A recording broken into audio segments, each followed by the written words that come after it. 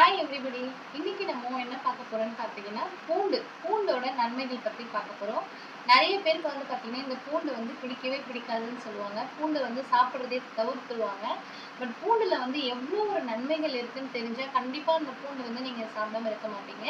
பூண்டு வந்து பார்த்தீங்கன்னா, ஃபர்ஸ்ட்டு காலையில வந்து ஒரு ஒரு பல் டெய்லி சாப்பிடுறது ரொம்ப நல்லது.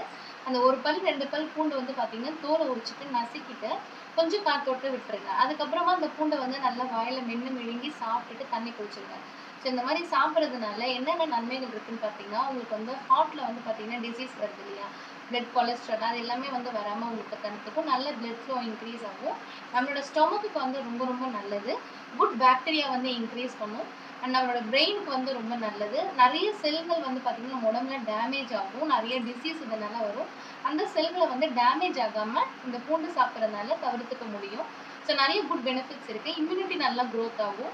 அண்ட் அதே மாதிரி சுகர் பேஷண்ட் இருக்கிறவங்க கண்டிப்பா சாப்பிடலாம். இன்சுலின வந்து பார்த்தீங்கன்னா, உங்களுக்கு ரொம்பவே வந்து இது வந்து குறைக்க முடியும். ஸோ அதனால உங்களோட வந்து பார்த்தீங்கன்னா, ஃபுட் கண்ட்ரோல் நீங்க எவ்வளோ இருந்தாலுமே இது உங்களுக்கு டயட் கண்ட்ரோல் இருக்கும். லோ கொலஸ்ட்ரால் உங்களுக்கு இருக்கும். ஸோ இது நீங்க பூண்டு சாப்பிடுறதுனால நிறைய நல்ல பெனிஃபிட் இருக்கு. குட் பாக்டீரியா வந்து உங்க குடல்ல வந்து பார்த்தீங்கன்னா, குட் பாக்டீரியா எந்த அளவுக்கு உங்களுக்கு இன்க்ரீஸ் ஆகுது, ப்ரீபயோட்டிக் சென்சேஷன் இது எல்லாமே இந்த பூண்டுல இருக்கு உங்களுக்கு. ஸோ முடிஞ்ச அளவுக்கு டெய்லி ஒரு பல்லு பூண்டு சாப்பிட்டுட்டு வர பாருங்க. 1 ஆர் 2 சாப்பிடுங்க. அதுக்கு மேல வந்து சாப்பிடாதீங்க. ஏன்னா அளவுக்கு அதிகமா சாப்பிட்டா எதுவுமே வந்து ப்ராப்ளம் தான். ஸோ ஃபாலோ பண்ணுங்க.